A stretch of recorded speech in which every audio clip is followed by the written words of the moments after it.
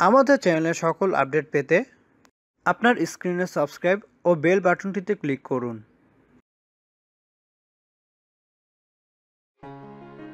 গর্ভাবস্থায় ঠান্ডা পানি পান করা যাবে কিনা এ নিয়ে ইদানিং অনেক কমেন্ট পাচ্ছি আমরা। এই বিষয়টি নিয়ে আমাদের সমাজেও বহু ধ্যান ধারণা প্রচলিত রয়েছে। এক একজনের থেকে ভিন্ন মতামত পেয়ে গর্ভবতী নারীরা হয়ে যাচ্ছেন কনফিউজড। গর্ভবতী নারীদের ঠান্ডা পানি পান করা আদৌ উচিত কিনা বা এতে বাচ্চার কোনো ক্ষতি হবে কিনা এ সকল বিষয়ে জানাবো আজকের ভিডিওতে। আশা করি শেষ পর্যন্ত দেখবেন।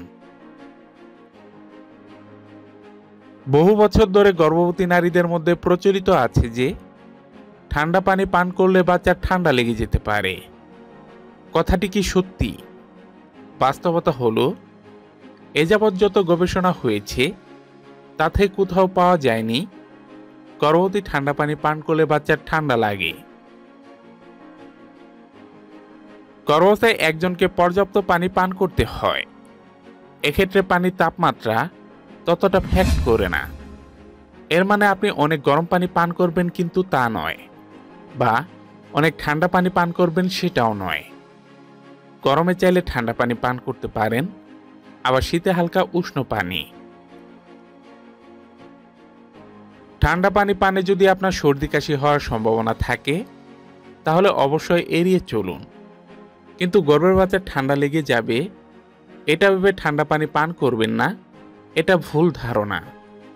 তাই শীতেও আপনি ঠান্ডা পানি পান করতে পারেন।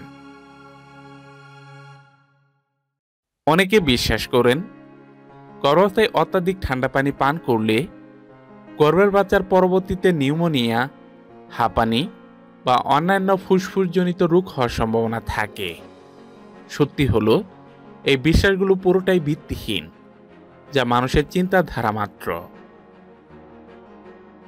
আপনি যা খাবার খান বা পানি পান করেন সেটা সরাসরি বাচ্চার কাছে পৌঁছায় না। আপনার দেহের বিভিন্ন স্তর পার করে অ্যাম্বিলিক্যাল কর্ডের মাধ্যমে বাচ্চাতে পৌঁছায়।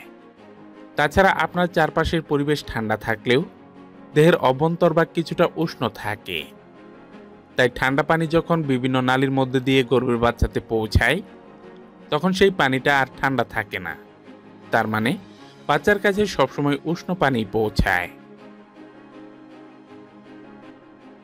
সর্বোপরি এটাই বলতে চাই, গর্ভবতী ঠান্ডা পানি পান করলে বাচ্চার ঠান্ডা লাগে না বা বাচ্চার অন্য কোনো ক্ষতি হয় না।